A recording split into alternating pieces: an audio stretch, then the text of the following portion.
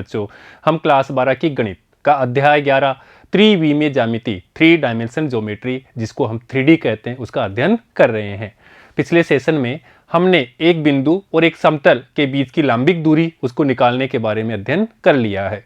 बच्चों, आज के इस सेशन में अपन एक रेखा और एक समतल उनके बीच का कोण कैसे निकालते हैं उसका अध्ययन करते हैं। इससे पहले हमने दो रेखाएं ली थी अंतरिक्ष में और उनके मध्य जो कोण था वो हमने निकाल लिया। उसके बाद में दो समतल लिए और उनके मध्य कौन सा कोण बनेगा वो हमने निकाल लिया। आज अपन लेते हैं एक रेखा और एक समतल और उनसे बनने वाला कोई एंगल होगा, वो एंगल कैसे निकालते हैं उसकी बात करते हैं। तो देखिएगा, एक रेखा और एक समतल के बीच का कोण। अब यहां पे ध्यान दीजिए, ये अपने पास में तल है, समतल है और ये अपनी एक रेखा दी हुई है। तो पहली चीज तो यहां पे देखिए, रेखा व समतल के मध्य कोण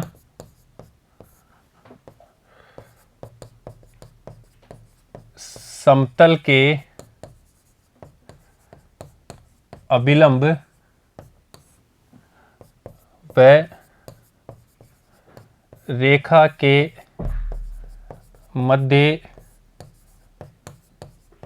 कोण का पूरक कोण है, अर्थात कंप्लीमेंट्री एंगल है। अब यहां पे ध्यान दीजिए,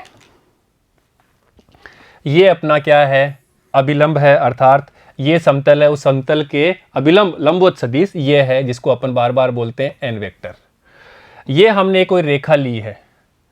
अब यहां पे कह रहा है कि इस अभिलंब और इस रेखा के मध्य मान लेते हैं कोण कितना है, थीटा, और यहां से यहां तक का कोण पूरा कितना है, ये 90 डिग्री है, 90 डिग्री है समतल से। अर्थात ये थीटा है तो ये कितना बचेगा, 90 माइनस थीटा, अर्थात ये कोण क्या हो गया, इसका पूरक कोण हो गया। और यही बात अपनी यहां लिखी है कि रेखा व समतल के मध्य कोण समतल के अभिलंब व रेखा के मध्य कोण का पूरक है, कंप्लीमेंट्री एंगल है। और कंप्लीमेंट्री एंगल अपन जानते हैं 90 माइनस थीटा है।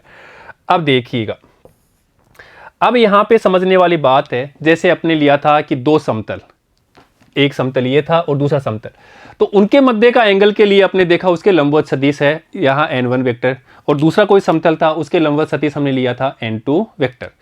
अर्थात उन वेक्टरों से, अभिलंब सदिशों से बनने वाला जो कोण होगा वही उन समतल के मध्य बनने वाला कोण होगा। तो यहाँ पे भी कुछ ऐसा ही है। यहाँ पे क्या है, एक रेखा है, ये अपने पास में एक रेखा है और ये रेखा है और ये अभिलंब है, इनसे बनने वाला कोण, तो यहां अपन इसका सदिश है, ये वेक्टर रूप में है, और यहां पे ये रेखा है, इस रेखा के समानांतर एक अपन सदिश लेते हैं, वो है इस रेखा के समानांतर, मान लेते हैं ये रेखा के समानांतर है, बी वेक्टर है। तो इस रेखा पे कोई बिंदु P था, तो रेखा का समीकरण अपन जानते हैं, रेखा अंतरिक्ष में रेखा का समीकरण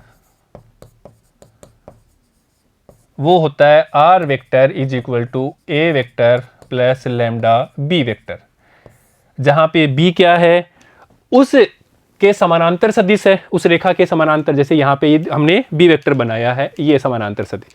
a क्या है, यहाँ पे कोई बिंदु p है, उसके स्थिति सदिश है, वो a है। तो ये रेखा का समीकरण हम पढ़ चुके हैं, रेखा का समीकरण।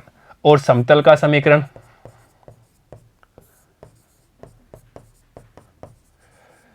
समतल का समीकरण हम जानते हैं, r vector dot n vector equal to d। तो यहां पे भी ये क्या है, एक सदिश है और यहां पे ये सदिश है, अर्थात यहां ये तो क्या है, रेखा है, और यहां पे ये क्या है, एक समतल है।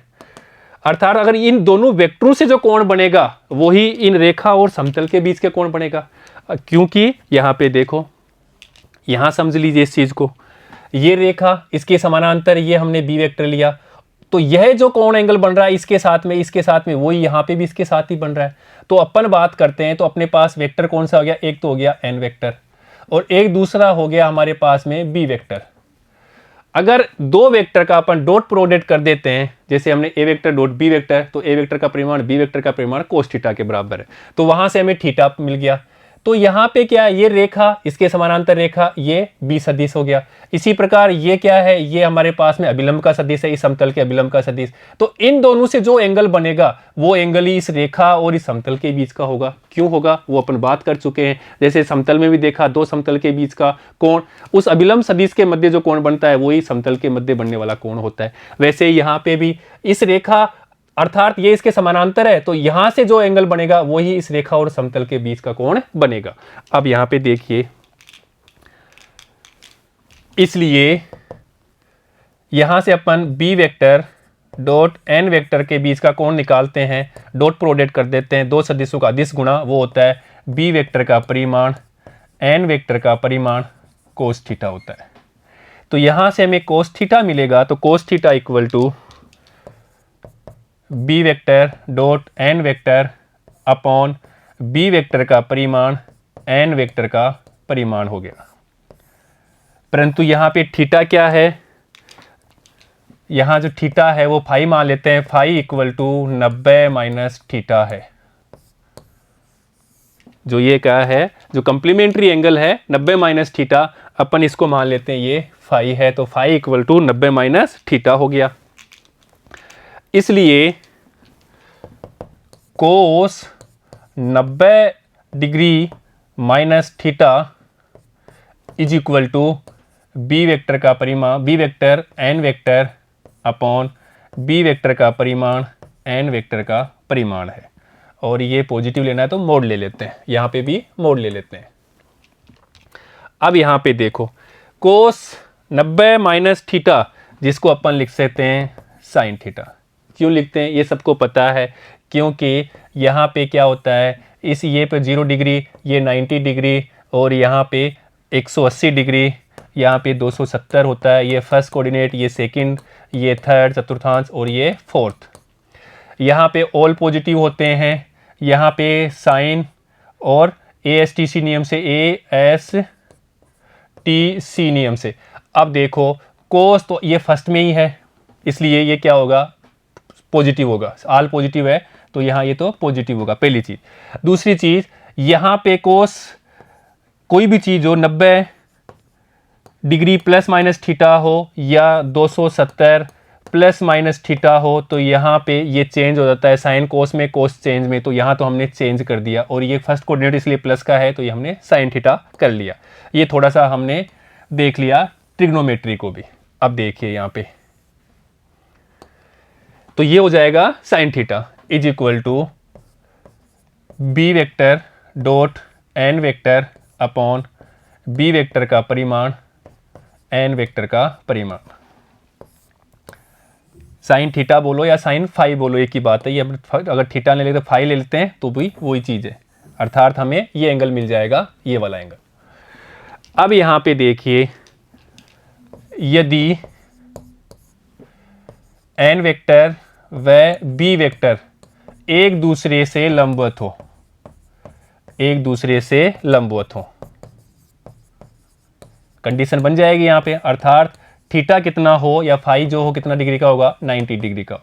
और यहाँ पे साइन 90, और साइन 90 का मान क्या होता है, 1 होता है, इसलिए ये किसके बराबर है, b vector n vector upon B vector का परिमाण और एन वेक्टर का परिमाण। अर्थात ये इससे मल्टीप्लाई होगा। यहाँ पे कोई वास्तविक संख्या है तो ये वास्तविक संख्या होगी, तो इसको लिख सकते हैं बी वेक्टर, या कैसे भी लिख दो कि b vector equal to lambda n vector. तो ये कब होगी, जब ये दोनों एक दूसरे के लंबवत हो। दूसरी कंडीशन में बात करते हैं, यदि थीटा इक्वल टू 0 डिग्री हो, अर्थात ए वेक्टर एन वेक्टर और दूसरा वेक्टर है बी वेक्टर, ये एक दूसरे के क्या हो, समानांतर हो। तो यहाँ से sine 0 degree is equal to B vector n vector upon B vector का परिमाण एन वेक्टर का परिमाण। और साइन 0 का 0 होता है तो ये संख्या 0 के बराबर हो जाएगी, इसलिए b vector dot N vector equal to 0। तो ये कंडीशन मिल जाएगी तो अपन कह देंगे दोनों क्या है, समानांतर है।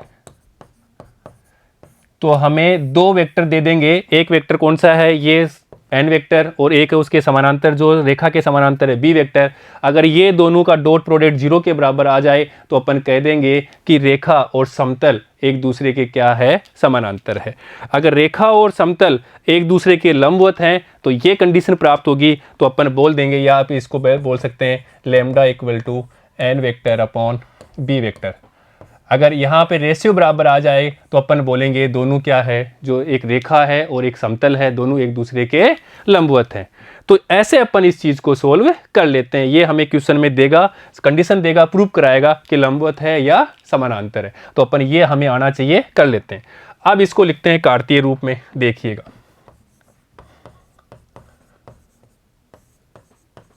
कार्तीय रूप में तो हमने प्राप्त किया sine theta equal to B vector dot N vector upon B vector का परिमाण एन वेक्टर का परिमाण। अब देखो बी वेक्टर क्या है, बी वेक्टर है समानांतर वेक्टर है, अर्थात अपन इसको लिख सकते हैं एक्स आई कैप प्लस वाई जे कैप प्लस जेड के कैप, ये मान लेते हैं अपन बी वेक्टर है। या उसको अपन ए बी के दिक्कनुपात के रूप में लिखें तो इसको लिख लेते हैं, इस रूप में लिख देते हैं, देखिएगा A I cap plus B J cap plus C K cap. इसी प्रकार एन वेक्टर, इसको अपन मान लेते हैं A I cap plus B J cap plus C K cap. क्यों? क्योंकि अपने पास में जो समतल का समीकरण है वो मानते हैं A X plus B Y plus C Z plus D equal to 0। ये अपन मान लेते हैं एक समतल का समीकरण है, जहाँ पे ए कैपिटल बी कैपिटल सी ये क्या है, अभिलंब के दिक् अनुपात। जहाँ पे ए कैपिटल बी कैपिटल सी है अभिलंब सदिश के दिक् अनुपात, अभिलंब सदिश के दिक् अनुपात, ये हमें पता होना चाहिए। क्योंकि रेखा में तो उस रेखा के स्वयं के दिक् अनुपात होते हैं, यहाँ पे उस रेखा समतल के नहीं होते, समतल के अभिलंब सदिश होते हैं, उसके दिक् अनुपात है। अर्थात यहाँ से इसको वेक्टर फॉर्म में लिखेंगे तो अपने पास में ये प्राप्त हो जाएगा। अब देखिए यहाँ पे अगर अपन इसको यहाँ से लिखते हैं, एन वेक्टर प्राप्त कर लिया, बी वेक्टर प्राप्त कर लिया। अब देखिए इसलिए sine theta is equal to N vector A I cap plus B J cap plus C K cap dot A, ये अपने पास बी वेक्टर लिया हमने जो समानांतर था, A I cap plus small B J cap plus small C K cap upon under root A square plus B square plus C square, और ऐसे यहाँ पे A square plus B square plus C square.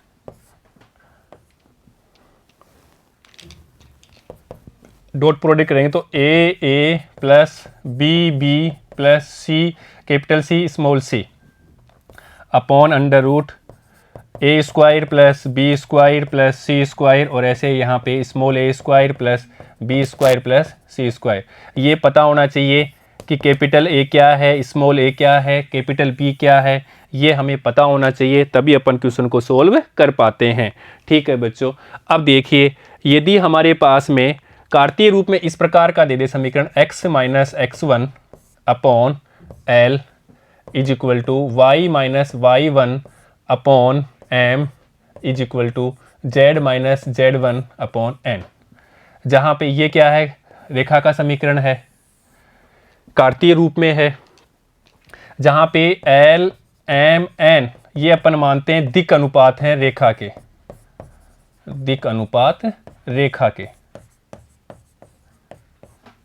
ठीक है बच्चों, और देखिए यहाँ पे अगर अपन लिखें A X plus B Y plus C Z plus D equal to 0, और ये है हमारा समतल का समीकरण, समतल का समीकरण। और यहां पे है अभिलंब के दिक् अनुपात, अभिलंब के दिक् अनुपात वो क्या है, स्मॉल ए, स्मॉल बी और स्मॉल सी। तो यहां पे देखिएगा बच्चों, ये अपने पास बी वेक्टर का, यहां से अपन बी वेक्टर निकालें तो B vector equal to L I cap plus वही चीज है M J cap plus N K cap. इसी प्रकार यहां से एन वेक्टर निकालेंगे तो N vector equal to A I cap plus B J cap plus C K cap. बात वही है यहाँ पे, इसलिए साइन थीटा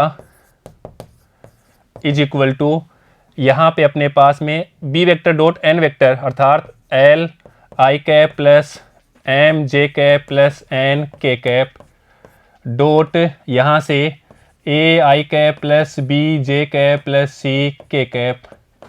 वहाँ पे स्मॉल ए और यहाँ पे कैपिटल ए लिया था, बात वही चीज़ है, कैसे भी ले लो। यहाँ पे देखो under root L square plus M square plus N square और यहाँ पे A square plus B square plus C square.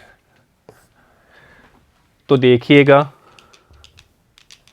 इसलिए sine theta equal to L A plus M B plus N C किसी भी रूप में दिया हो, हमें यह पता होना चाहिए कि एल एम एन यहाँ पे रेखा के दिक् अनुपात हैं और ए बी सी उस समतल के अभिलंब सदिश है उसके दिक् अनुपात है, ये हमें पता होना चाहिए।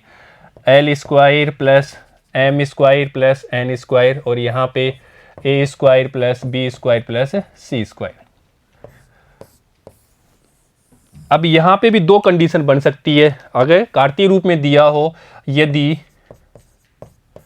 थीटा इक्वल टू 90 डिग्री अर्थात जो अपने पास में रेखा व अभिलंब सदिश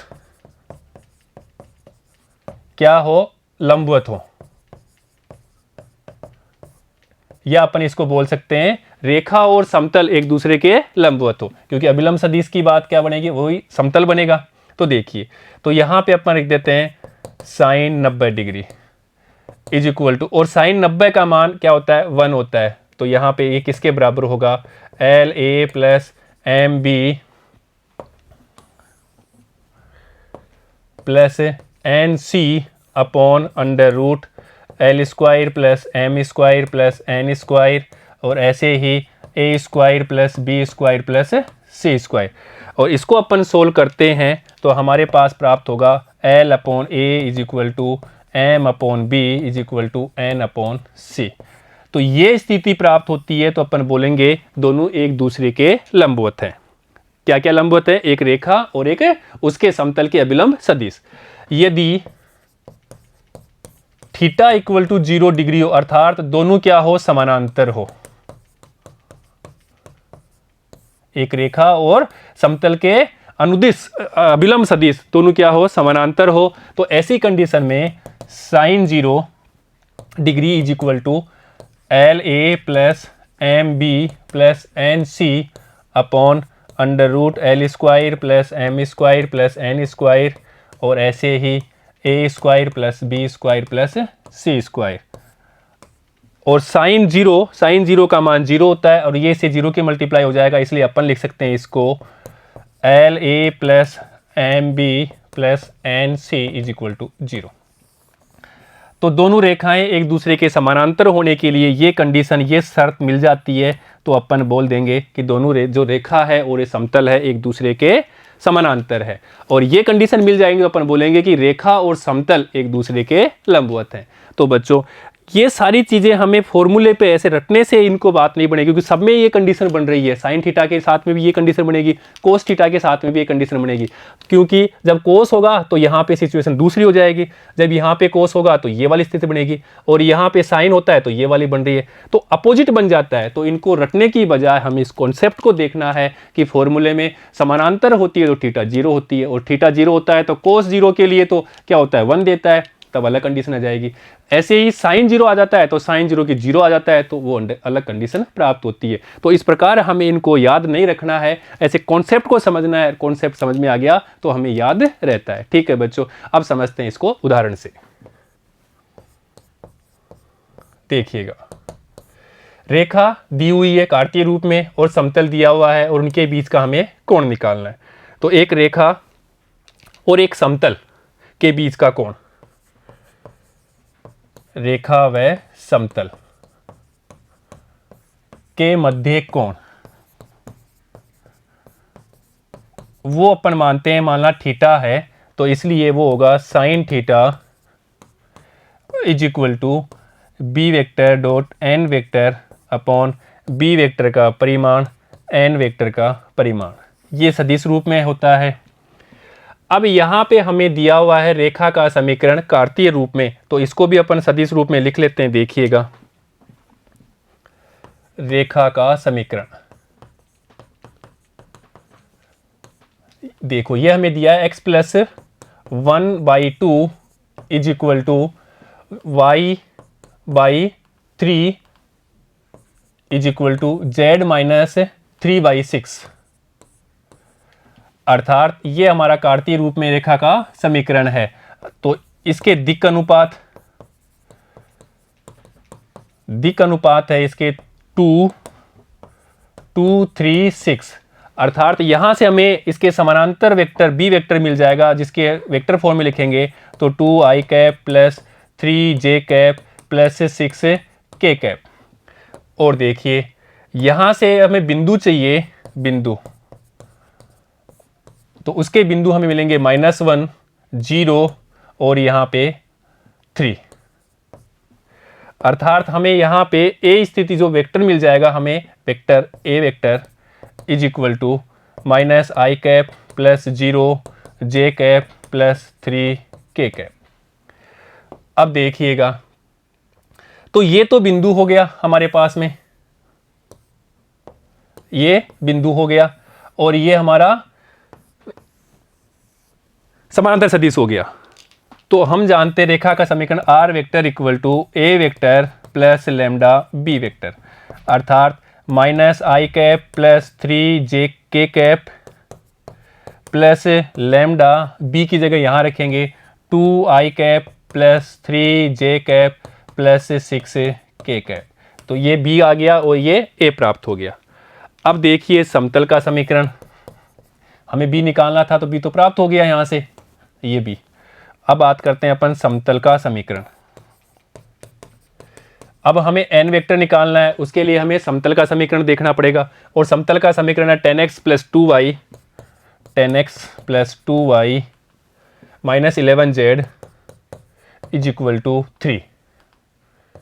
ये हमें समतल का समीकरण दिया हुआ है, और इसकी अपन तुलना कर लेते हैं। देखिएगा, ax plus by plus cz plus d equal to 0 से, तो a इक्वल टू यहां से अपन तुलना करते हैं, तो a इक्वल टू 10, ऐसे ही b इज इक्वल टू 2,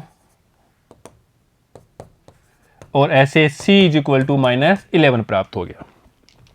ये क्या है? अभिलंब के दिक् अनुपात। इसलिए अभिलंब को सदिश रूप में लिखेंगे तो n vector equal to 10i cap plus 2j cap minus 11k cap. D की हमें यहाँ पे जरूरत नहीं पड़ेगी।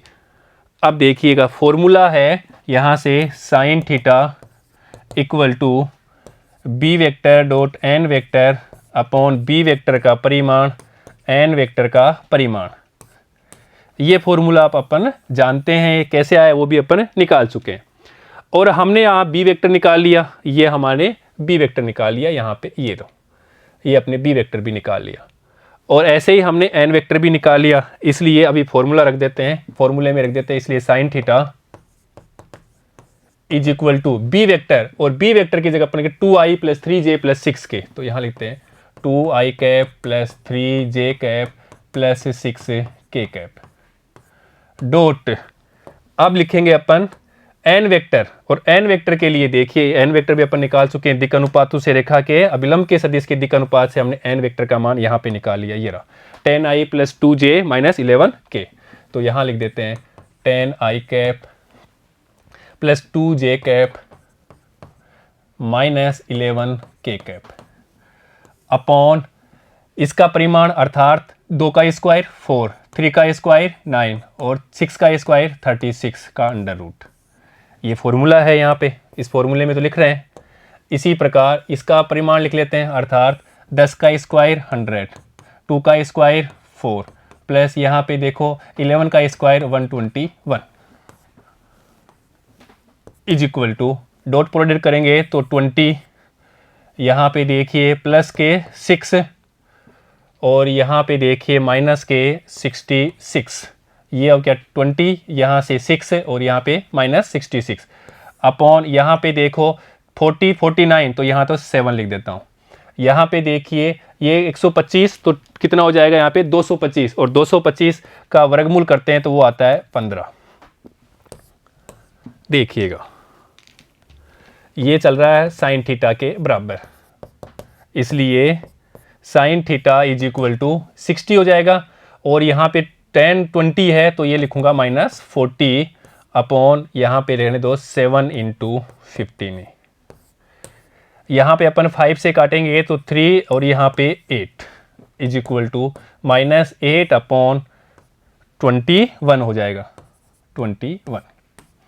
मोड से बाहर लेंगे तो पॉजिटिव वैल्यू देगा, इसलिए 8 अपॉन 21 ये हमारे पास प्राप्त हो गया साइन थीटा। हमें थीटा चाहिए, इसलिए theta equal to sine inverse 8 upon 21, और यही हमारा आंसर है।